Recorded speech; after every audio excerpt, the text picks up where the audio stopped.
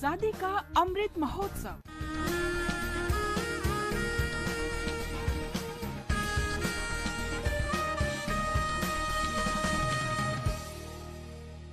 आजादी का सफर, आकाशवाणी के संग, एक राष्ट्र का जन्म, स्वाधीनता के लिए भारत का शानदार संघर्ष आधुनिक विश्व के महानतम संघर्षों में से एक है।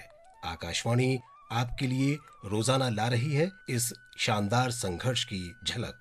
आज की कड़ी में हम बात करेंगे स्वतंत्रता सेनानी सहोदरन और पी जीवनंथम के बारे में और बताएंगे अंग्रेजों के अगस्त प्रस्ताव के बारे में भी।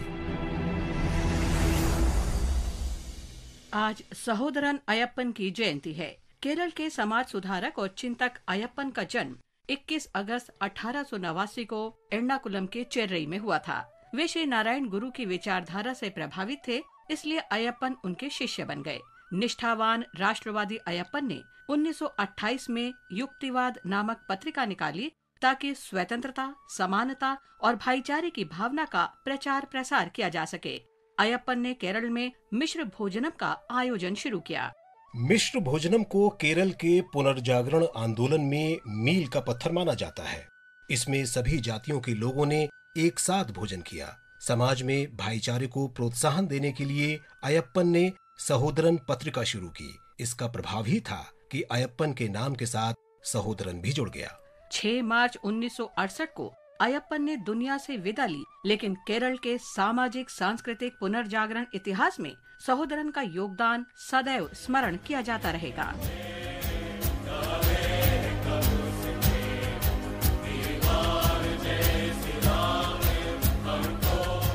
आज देश के एक और महान सपूत पी जीवनंथम की जयंती भी है। उनका जन्म तमिलनाडु के कन्याकुमारी जिले में 21 अगस्त 1907 को हुआ था। वे न केवल एक महान स्वतंत्रता सेनानी, सामाजिक राजनीतिक नेता थे, बल्कि एक सांस्कृतिक विचारक, श्रेष्ठ वक्ता, पत्रकार और आलोचक भी थे।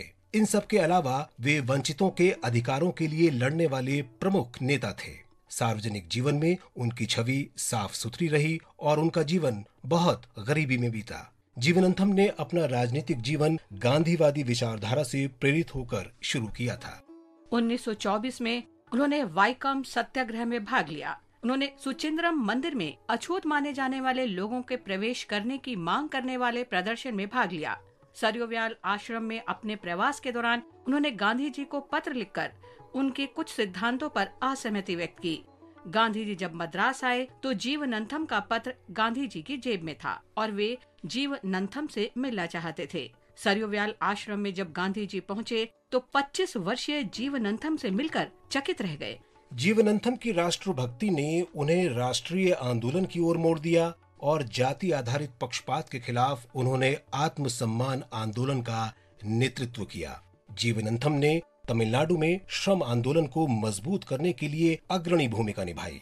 तमिल कवि सुब्रमण्य भारती के कार्यों का उनके जीवन पर बहुत प्रभाव पड़ा। वे तमिल साहित्य के अच्छे ज्ञाता और श्रेष्ठ वक्ता थे।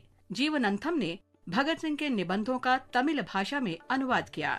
देश आजाद होने के बाद पहले आम चुनाव में जीवनंथम विधायक बने और तमिलनाडु के विकास के लिए काम किया। आज ही के दिन 1940 में राष्ट्रवादी नेताओं ने वर्धा सम्मेलन में अगस्त प्रस्ताव को ठुकराया था।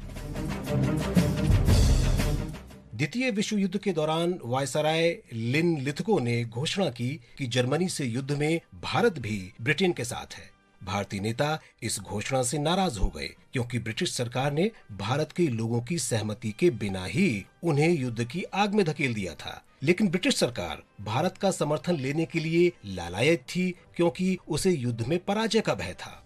वायसराय लिन लिथगो ने भारतीय सेनाओं के समक्ष एक प्रस्ताव रखा जिसे अगस्त प्रस्ताव का नाम दिया गया। इसमें अन्य प्रस्तावों के अलावा भारत को डोमिनियन स्टेटस देने की बात कही गई, लेकिन राष्ट्रवादी नेताओं ने ये प्रस्ताव ठुकरा दिया और संपूर्ण आजादी के अलावा कुछ भी स्वीकार न करने की बात पर अडिग रहे।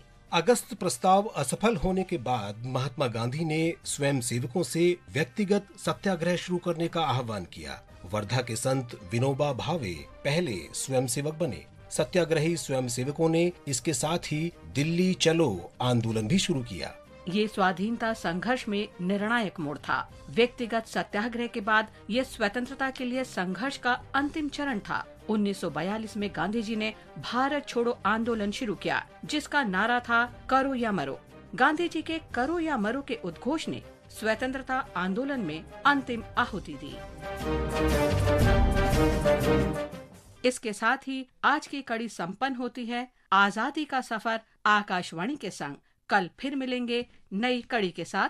नमस्कार।